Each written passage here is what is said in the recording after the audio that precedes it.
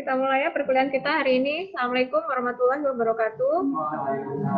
Yang depan diisi dong, biar maju. Jangan di belakang-belakang, yang paling belakang maju ke depan nih. Yang paling belakang maju paling depan. Yuk. Kenapa sih suka yang di belakang-belakang?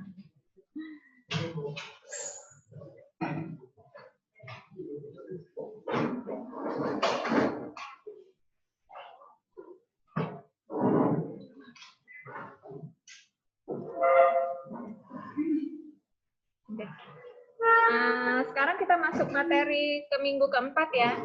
Hari ini saya akan menjelaskan materinya nggak banyak sebenarnya. Nah nanti kalau misalnya setelah penjelasan materi ada yang mau diskusi atau asistensi mengenai tugas, saya persilahkan ya. Karena materinya hari ini tidak panjang, nggak banyak. Nah ini minggu keempat adalah tentang kaidah-kaidah penataan pada tapak datar. Jadi kita udah mulai masuk ke kaidah penataan. Kalau 2 minggu kemarin kalian udah belajar tentang bagaimana menganalisa itu poinnya apa saja gitu kan secara detail. Terus bagaimana memberikan responnya terhadap permasalahan yang ditemukan gitu ya, permasalahan maupun potensi gitu. Selanjutnya kalian mulai simpulkan gitu. Dari tapak kalian itu SWOT-nya apa dari situ. Nah, selanjutnya step selanjutnya adalah ini. Jadi nanti minggu keempat dan kelima ini masih menyambung. Jadi hari ini kita akan belajar tentang penzoningan. Tapi ini penzoningan yang berbeda pada saat analisa. Kalau analisa itu kalian menentukan zoning kawasannya. Kira-kira itu zoning apa gitu kan. Nah kalau yang sekarang adalah penzoningan di dalam site kalian. Jadi penentuan zoning. Lalu gubahan massa. Bentuk massanya gitu ya. Kalau minggu kelima nanti kalian akan belajar tentang sirkulasi di dalam site ya, di dalam site kalian. Bukan sirkulasi di kawasan, beda dengan yang analisa. Terus ada tentang topografi sedikit, lalu tentang utilitas tapak dan tata hijau. Itu di minggu kelima. Nah ini penzoningan.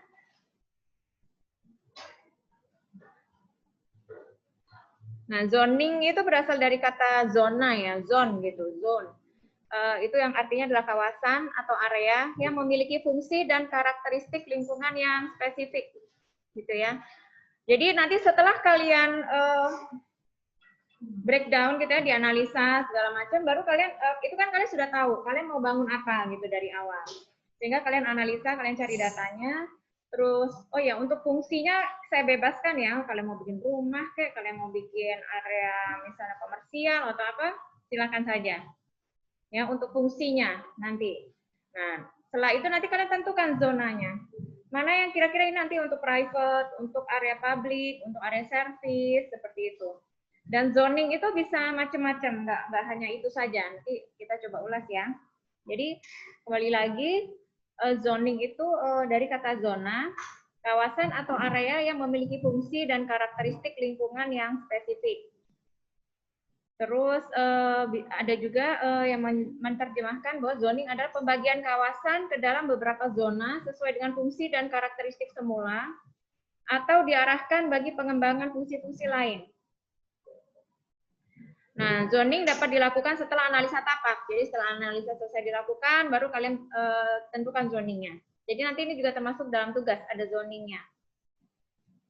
Nah, zoning itu biasanya nanti kalau sudah di dalam set, mungkin kalau kalian di tugas-tugas desain arsitektur sudah mulai ya bikin zoning gitu-gitu. Nah, nanti kalau kalian sudah tentukan zonasinya, baru setelah itu kalian penentuan bentuk gubahan massanya. Mau seperti apa gitu. Hubungan antara ruang publik ke ruang yang semi publik atau private, semi private. Dan itu susunannya nggak harus begitu ya. Misalnya saya nggak mau ada yang semi bu, dari publik mau langsung private ya silakan aja gitu. Pasti kan ada alasannya sendiri kenapa. Atau ini karena rumah tinggal berarti nggak ada area publik.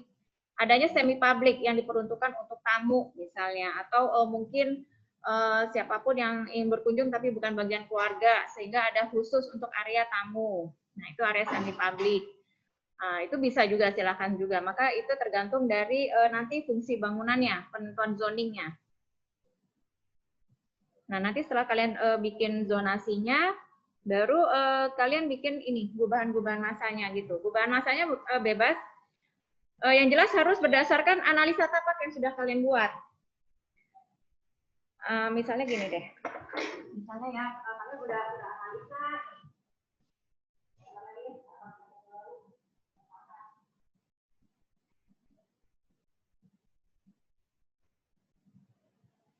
Karena ada yang pakai ini, ya. 3 misalnya tidak besar. Ternyata setelah saya analisa di sini itu ramai. Gang ini ternyata relatif sepi. Dan karena di belakang itu suku, jadi relatif lebih sejuk. Lagi menghadap ke selatan atau utara, misalnya sini. Jadi setelah kalian menganalisa, namanya, maka saya akan pertama di kalian jual maka area ini bisa saya bangun bikin rumah di tempat tinggal. Maka area ini adalah area cyber. Jadi belum itu cuma dijual dengan ini. Kemarin dari pabrik. Terus dari sini ini karena saya mau masuknya dari sini maka area ini nanti adalah area servis. Jadi nanti kalau masuk lewatnya sini. Di sini yang seri pabriknya, jadi seri transport ini seri pabrik. Nah, nanti dari sini tidak satu lembar tidak ya, yang tiga ini. Bisa juga dari zonnya dari satu lembar sendiri gitu. Nah, nanti dari sini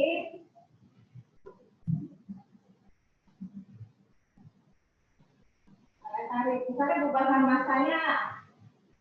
Ada lagi itu sifatnya.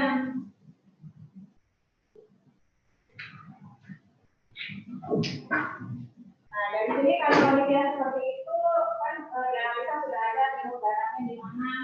Nah, maka saya misalnya metamorfosa dari bentuk kubus, misalnya beberapa contohnya yang ini suka main apa? Permainan puzzle yang bentuk itu bisa kubik ya. Maka nanti gimana? Kalian bisa cerita juga di sini. Misalnya langsung selesai. Bentuk dari kubik. Apakah dari bentuk ini? Kubik. Nanti ya nanti kita cari dari gimana gitu. Bisa juga dari situ. Jadi kalian ceritakan tentang metaforanya, terus kalian tampilkan di dalam slide. Terus kenapa jadi bentuk seperti itu di slide? Kalian bisa hasilin dan misalnya. Karena dari sini biasa jadi gini kan rumahnya bentuknya, tapi putus-putus gitu. Karena misalnya area sini kan timur misalnya, timurnya di sini misalnya. Sehingga kami ingin ini adalah semi Merancak. Kami kita bisa di timur di sini tapi nggak ada dari luar. Misalnya seperti itu. Gitu ya. Jadi ada alasan-alasan tertentu dalam penataan masanya yang berkaitan dengan hasil analisa yang analisa. Gitu. Boleh juga dimasukkan dengan konsep metamorfosis dari sesuatu boleh. Tapi tetap ketika penataan di sininya harus berdasarkan itu tadi hasil analisa. Gitu. Di sini nanti kita mau kasih kolam renang misalnya. Jadi sore-sore kita bisa berenang. Sore-sore nggak apa-apa pemanasan matahari sore atau karena berenang tapi kalau panas jadi di sini saya kasih pohon redup misalnya atau bisa macam-macam. Jadi kurang lebih gitu. Jadi nanti di sini kalian lihat ini ada pohon apa, ininya apa. Di sini kenapa di sini nanti kalian kasih penjelasan seperti itu. Jadi kaitannya seperti ini. Tadi di Google Classroom sih ada satu kelompok yang sudah mencoba untuk itu ya untuk asistensi. Jadi silakan yang mau asistensi itu ada laman tugasnya kalian upload aja di situ. Jadi saya bisa cek gitu. Nanti kita coba bahas satu-satu ya. Jadi kurang lebih untuk gubahan massa seperti itu. Nah, jadi harus memenuhi kriteria tuntutan fungsi bangunan pada tapak. Terus kaidah-kaidah orientasi ya. Orientasi bangunan memang diutamakan kalau bisa sih hadapnya utara atau selatan. Menghindari timur barat. Tapi bukan berarti itu benar-benar harus diblok gitu. Yang benar-benar harus diblok memang kalau matahari pagi itu masih menyehatkan ya, jadi masih dari pagi jam jam 7 itu sampai jam 10 setengah 11 itu masih merupakan matahari yang menyehatkan. Di atas itu memang panas, panasnya udah nggak bagus. Sampai sore itu nggak bagus. Saya punya pengalaman, rumah saya tuh di Metro, pokoknya dinding kamar saya itu menghadap ke barat. Sehingga kalau sore itu panasnya minta ampun itu kamar saya itu.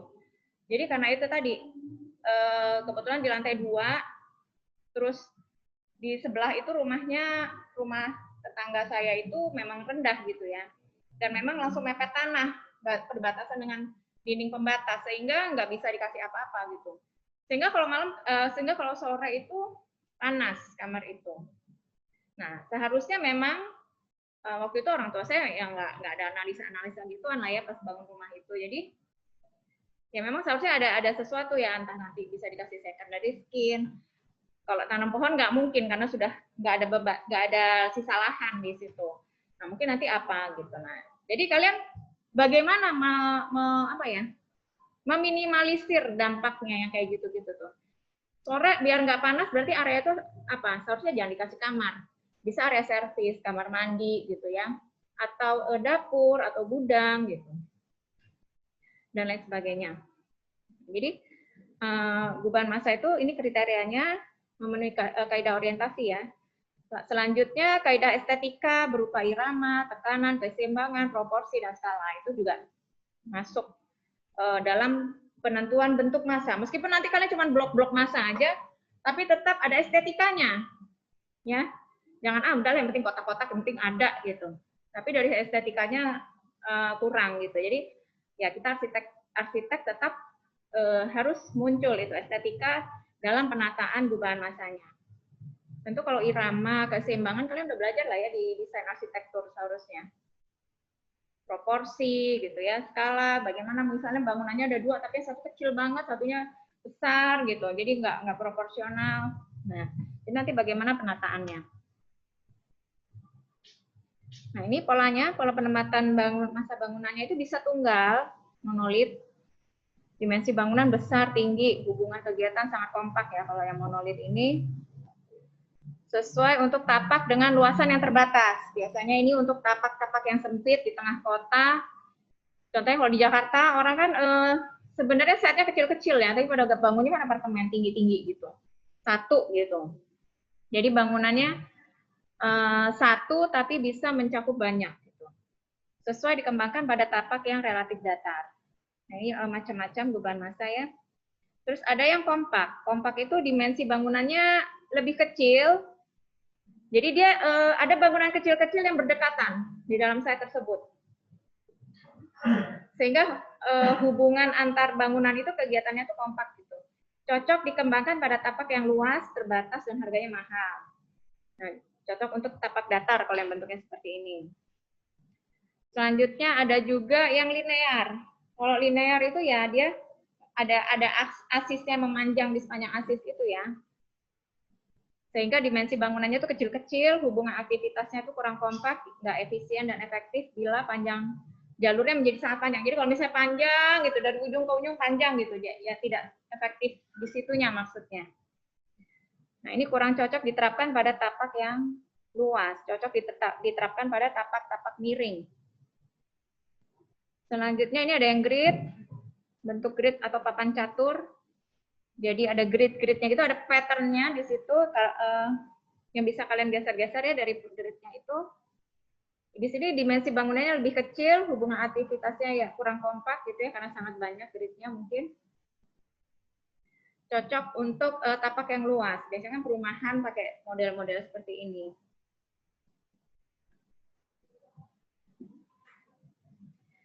Nah, ini ada yang klaster, dimensi bangunan menjadi kecil, hubungan kegiatan ruang kompak, komunikasi berjenjang antar kelompok jauh dalam kelompok dekat. Jadi kalau klaster itu kan biasanya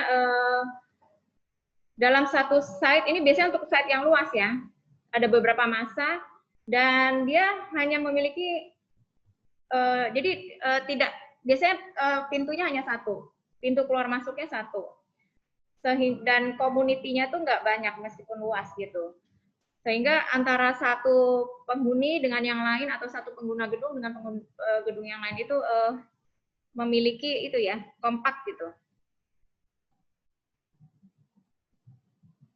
Nah ini adalah contoh-contohnya ya kalau yang cluster. Ini saya ambil dari buku apa ya? Dari buku itu juga kalau nggak salah Edward T. White. Selanjutnya ini adalah yang masanya modelnya terpusat, di mana dimensi bangunan lebih kecil, hubungan kegiatan kurang kompak, cocok untuk tapak luas. Jadi kalau yang terpusat itu, jadi dia ada yang di tengahnya dan yang lainnya tuh nyebar gitu. Tapi itu nggak ada ini, tapi ada satu yang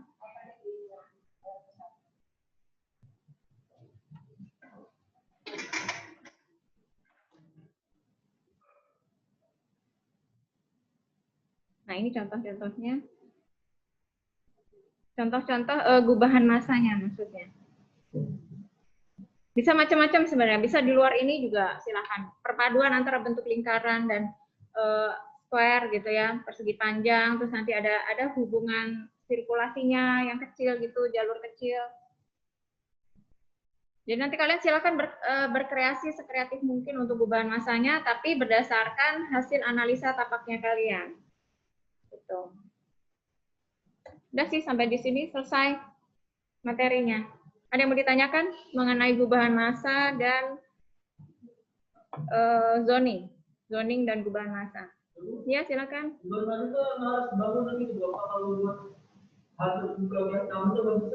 Taman, bangunan ya. Jangan taman. Mungkin kamu bisa bikin kayak convention hall gitu, tapi ada area outdoor-nya itu boleh aja kayak gitu. Saya bikin convention hall Bu, misalnya yang atau mungkin kayak sekarang tuh kan kalau kayak di Bandung itu ada kayak apa ya, bukan convention hall tapi memang dia seperti rumah, tapi itu disewakan untuk wedding biasanya atau untuk pesta-pesta yang tamunya paling nggak banyak 300 orang gitu. Dan dia konsepnya memang konsep outdoor gitu, tapi tetap ada bangunan utamanya dan ada landscape di luarnya gitu. Nah, kayak gitu boleh.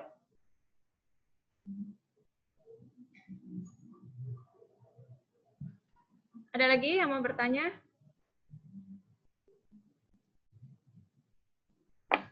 Kalau tidak ada nih saya coba untuk tugas, ada yang mau ini? Ada yang mau sharing? Bu, ya. Kalau tanahnya rendah dari jalan gimana Bu? Rendah dari jalan? Iya. Nah, nanti kamu dianalisa tapaknya kan muncul tuh. Munculnya di mana ya?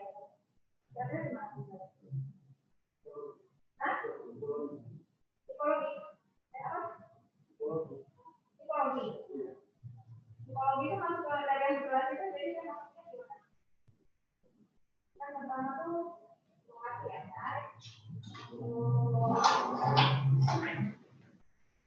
ada yang sebelah itu. Jadi gini, setelah kayak analisa itu kan kalian bisa bikin potongan tamaknya. Misalnya jalan ya, di sini ada drainase, jalan yang lain. Nanti kalau ada drainase ini, nah ini apa yang ada drainase ini tapi dia tidak turun gitu jadi kita berkuat tadi. Nanti kalian analisa nih ini. Ada potensinya apa? Dengan kondisi seperti ini, kira-kira apa yang bersalah? Kondisinya salah ya. Nah itu kalian munculkan di situ. Itu di apa? Di apa yang dicek itu bisa muncul potongan ini. Jadi misalnya ini kalau nanti masih aktif, masih ada tadinya gitu, masih ditangani gitu lah. Itu nanti muncul di kalian di analisanya.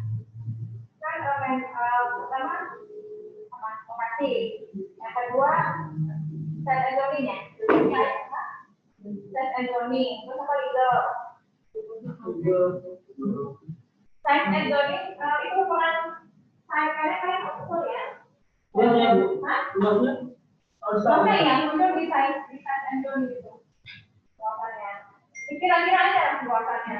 Nah, kalian udah tahu nih ukurannya, nanti kalian pakai tes aja, bikin gitu. Ukurannya kira-kira benar itu nanti kan cuma dua. Dari size and zone ini gitu ya. Terus nanti ada apa? Nature apa? Physical feature. Nah, itu bisa masuk di sisi itu. Mengenai kondisinya ini. Dan kan kita begitu ya, kan harus ada penanganan dari kita juga. Iya. Jadi nanti respon kamu apa? Responnya ya? Kondisi seperti ini. Misalnya kondisi, saya pengen gitu. Tapi kalau mungkin ya kita membahas lagi tentang dari darat gimana biar nggak kebanjiran. Nah, ada lagi ada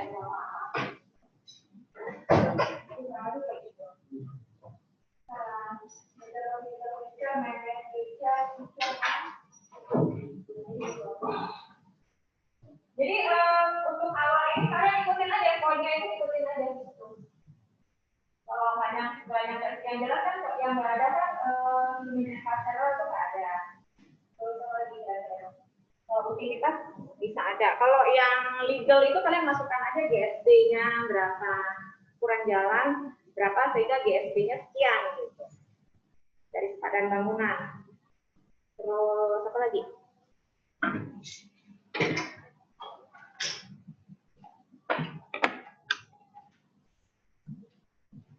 Sekarang saya coba mau share ini ya, yang Google Classroom. Dari sini. Google Classroom.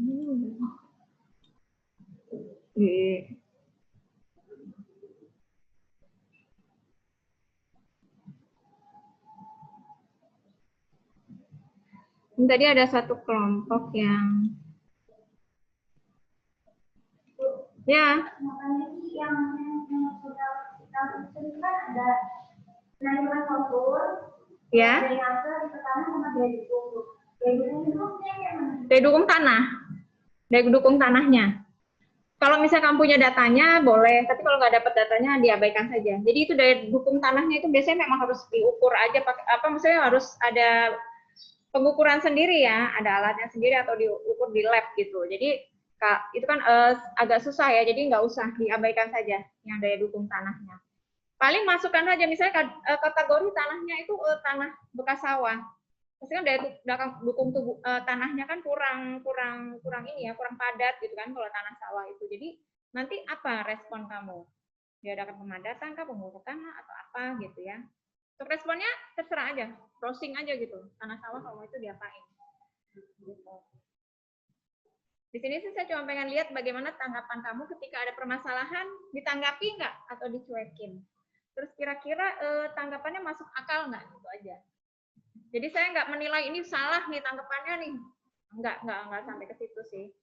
Tapi cuma bagaimana kalian merespon terhadap situasi di site kalian gitu, dengan step-step yang sudah saya sampaikan.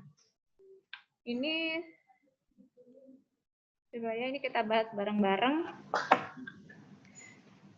Ada nggak Adi Akbar sama Dia Zulfan? Ada ya? Kita bahas ya, tugas kamu coba ya.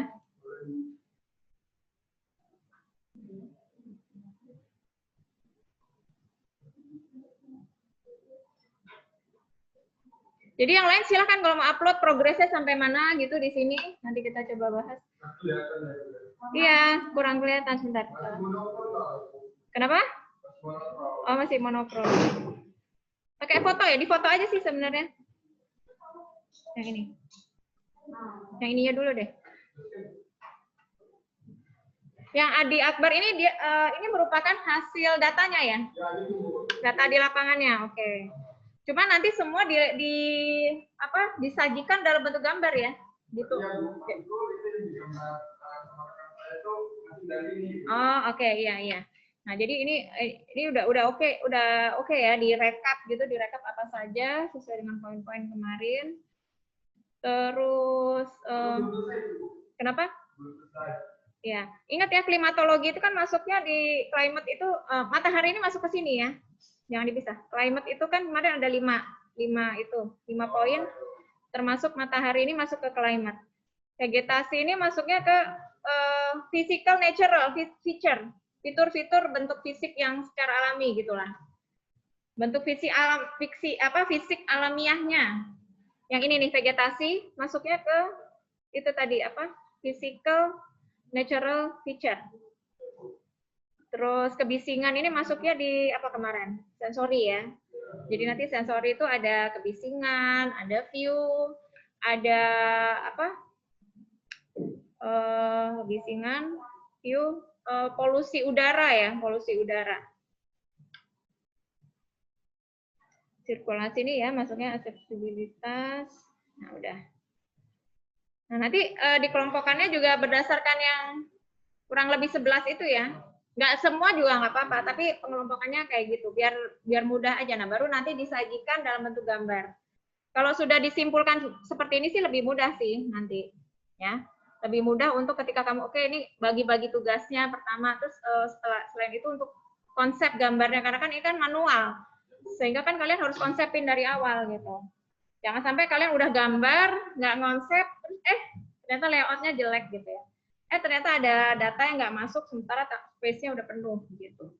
Jadi jangan sampai seperti itu. Karena kalau pekerjaan manual itu kita harus konsepkan dari awal. Di dalam lembar ini saya mau menyajikan apa, posisinya di mana. Meskipun itu terlihat seperti sketsa dadakan gitu, tapi tetap harus terkonsep gitu. Ini datanya, ini sudah oke sih, tinggal apa? Dilengkapi lagi atau pengelompokannya ya tadi. Pengelompokannya di benerin lagi. Nah, sekarang saya lihat yang ini gambarnya.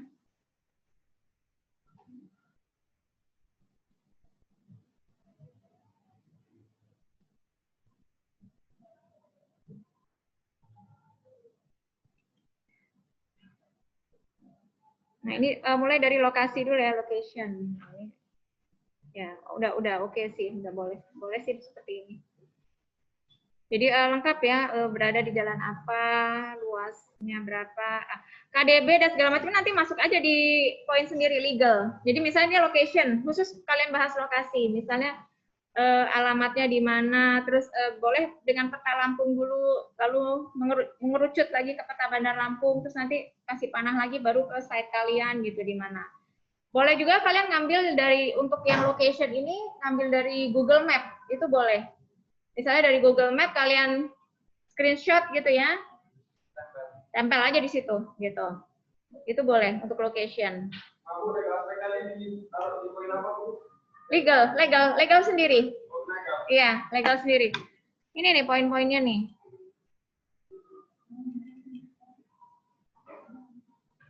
Poinnya kan ini. Ini udah saya upload juga kan di mana? Ini sih mau apa?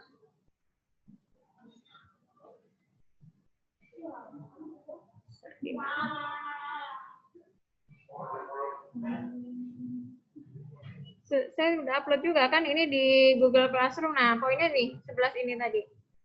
Location kan ada pasti, neighborhood context sudah pasti ada, kanan kiri, depan belakang, size and zoning ada, legal kalian masukkan itu KDB, natural physical feature itu termasuk kontur. Nah, potongan itu yang tadi ya data bahwa ternyata size saya itu lebih rendah dari jalan, itu masuk di natural physical feature. Terus nanti ada min max feature. Jadi pengelompokannya ini 11 ini. Circulation bisa ya, masuk sirkulasi ini lebih kepada jalan menuju ke sana. Terus misalnya jam-jam padat. Lalu apa saja sih kendaraan yang melintas di depan jalanan saya gitu. Selanjutnya utilities. Jadi pengelompokannya berdasarkan ini aja. Utilities, sensory, kecuali human and cultural yang kita nggak usah. Kita sepakat nggak usah deh. Kalau climate tadi kan ada 5 poin yang kemarin itu. Masih inget ya? Ya? Ya? Dari bagian kebisingan itu kan katanya perlu dibedain untuk itemnya juga. Karena ada beberapa poin di kebisingan itu gimana Bu? Maksudnya dibedakan gimana maksudnya? Gambarnya boleh jadi satu gambarnya. Gambarnya boleh. Jadi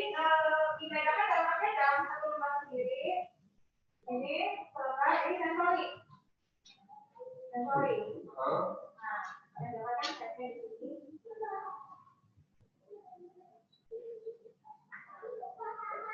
Di sini kan sensori itu ada view. Pertama, misalnya di sini kalian kasih tempel di fotonya, misalnya, atau gambar cetakannya. Foto. Terus, oh ya.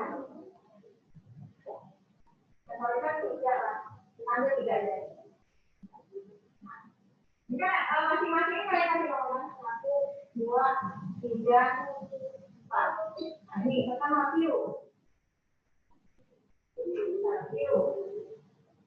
Poin nomor 1 menghadap ke apa? View ke arah, misalnya ke utara. Nah, yang kedua itu sini ya. View ke arah timur apa gitu seterusnya. Nah, selanjutnya habis view selanjutnya tadi hitungannya. Biasanya itu diambil dari empat arah itu. Ya? Diambil dari 4 arah. Tergantung sumber bisiknya di mana. Oh. Ada sumber bisiknya aja. Kalau nggak ada apa? Nggak usah dilakukan. Area saya lagi sepi misalnya.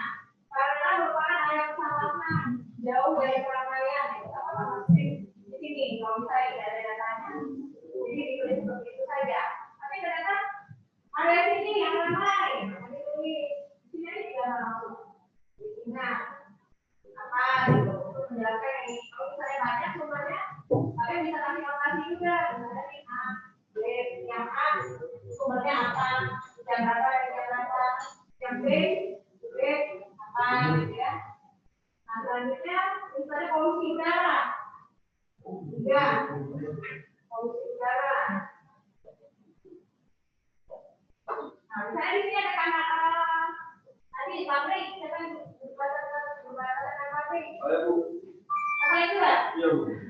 Nah ada polusi udaranya kan? Nah ini masuk di sini. Ada dari memang terlihat luas, tapi saya ada informasi. Dan dengan satu poin ini aja, dengan poin ini sudah cukup padat. Jadi ini ada pabrik, potensi kemiskinan pada apa? Pasti apa? Soal karyawannya apa? Apa polusi udaranya? Misalnya menghasilkan bau apa pada destinasi atau apa? Atau ada tetangga yang suka bakar sampah misalnya dari polusi udara. Mana ini? Jadi kan nanti dalam lomba ini akan sangat dengan sekolah itu. Tapi tetap dari kegiatan saya yang dilihat. Jadi yang harusnya yang bagus kan di komisi maksudnya. Ada yang estetikanya gitu. Jadi seperti itu ya. Misalnya nanti selanjutnya dengan poin yang lain ya seperti itu lagi. Ya. Ada poinnya misalnya view. Ya. Utara menghadap ke selatan. Ya. Itu presiden poinnya. Iya. Atau ini. Semuanya Jadi kita mau 1, 2, 3, 4 baru depan atau dalam lomba itu ada respon. Jadi setelah kalian bikin banyak, jadi kalian pasti respon. itu udah mencakup 1, 2, 3. Iya. Responnya apa? Untuk view apa? Untuk Boleh satu-satu atau secara global aja. Misalnya dikarenakan untuk view, misalnya yang emang sebaiknya satu-satu ya. Tapi kalau misalnya cukup panjang, misalnya bisa kita kan yang bisa ada. Kita kalau panjangnya kan bingung juga nanti banyak banget yang bisa saya semua. Tapi yang intinya aja. Kalau dia misalnya gangguan, gangguan itu ganggu banget gitu. Ya, kalau ternyata dia sudah masih bisa diboleh lagi, tidak usah terlalu berlebihan juga responsnya. Tapi kalau ternyata gangguannya itu sangat mengganggu, bisa menimbulkan bahaya, penyakit, gitu ya. Apa yang bisa dilakukan? Jadi responsnya juga tidak usah terlalu berdetil, lanjut semua poin itu harus bikin responsi, gitu ya, nggak usah. Karena mungkin sendiri juga akan bisa di luar makanan. Jadi spesifik saja. Ada lagi yang mau ini ditanyakan? kalau limbahnya limbah air Limbah air. Air juga. Dia Masuknya di mana? Ada limbah kita masuk. Iya. Kalau limbah, enggak. Utilitasnya masuknya di mana? Di saluran drainase. Bukan, di saluran. Drainase tahu itu apa kan? Irigasi ya? Irigasi. Iya. Sehingga menimbulkan bau. Iya, betul. Kalau bau masuk di sini, dari polusi udara tadi. Karena ada pabrik yang membuang limbah ke irigasi gitu misalnya. Karena di belakang ini ada irigasi, kalau belakang juga ada. Kalau irigasi, ini nanti kalian masih karena ada potensi menghasilkan limbah di bau, polusi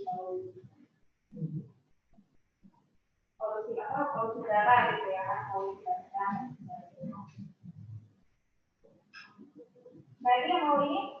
Bu, Ya.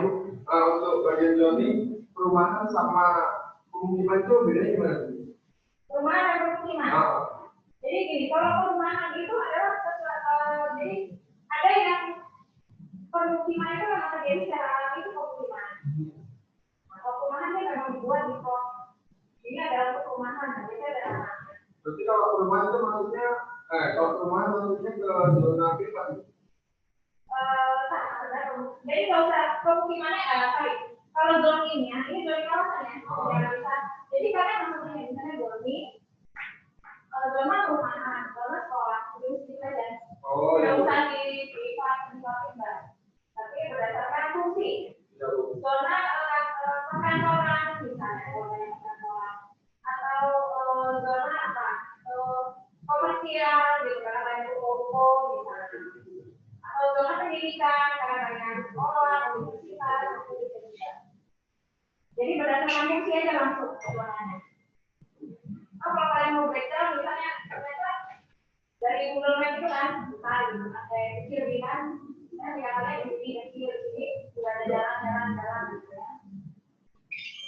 Nah ini kalian bisa area sini adalah zona apa? Ini zona apa? Di sini perkantoran, di sini pendidikan, ternyata sudah dekat kalian di rumah semua, kita itu nanti lebih langsung pada fungsi. Kalau zoning dianalisa.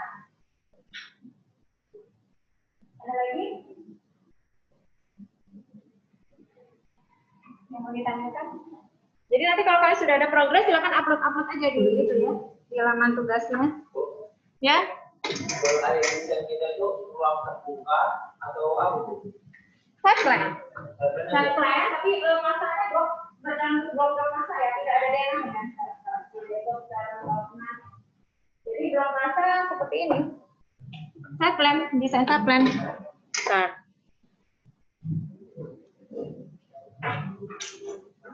Ada di pertemuan.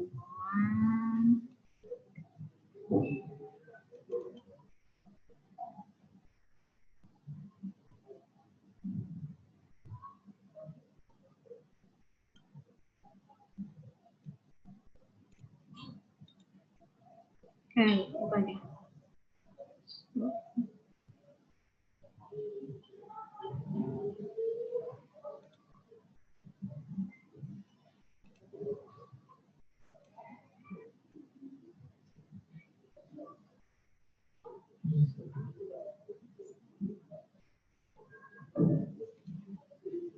Nah, kayak gini nih.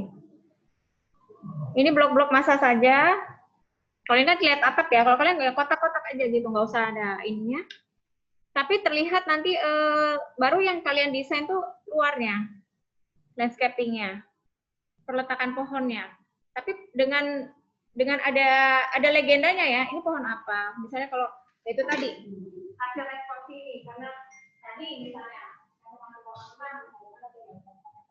ini nah maka di sini ya pohonnya nanti ketika sudah jadi satu ini dan ini ya sekarang misalnya 200 kali ya 3 itu ditutupin aja 200 300 gitu.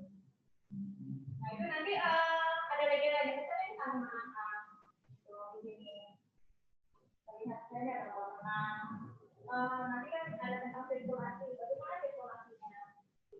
Jadi lebih kepada desain site-nya ini. Bukan landscape di luar, landscape-nya yang desain dengan maksimal.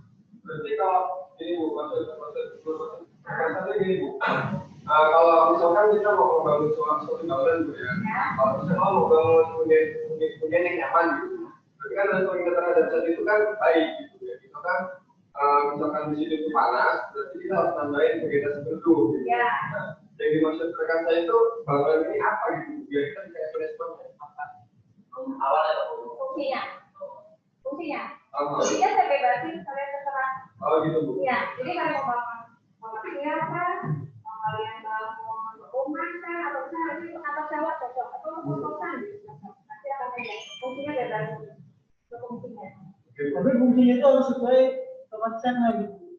Iya. Jadi kita ini area saya ada perumahan. Nah, kira-kira boleh kalau situ kalian saya mau bangun ini lah supermarket atau misalnya Sesuai potensi berarti ya. Ya. Sesuai potensi. Sesuai dengan potensi saya.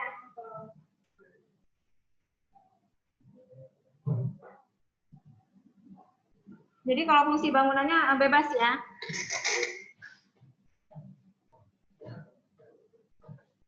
Ada lagi yang mau didiskusikan? Terutama ini perihal tugas. Kalau tidak ada cukup ya. Nanti progresnya silakan aja anytime kalian upload di lembar asistensi itu. Nanti saya coba komentarin pelan-pelan. Atau nanti di kelas ya kayak gini kita diskusikan gitu ya. Oke, kalau sudah ya boleh. Asal nggak terlalu ini ya, nggak terlalu padat gitu. Tapi kalau misalnya yang kayak legal kan dia cuma narasi sedikit. Nah itu bisa digabungkan dengan lokasi begitu misalnya. Ya.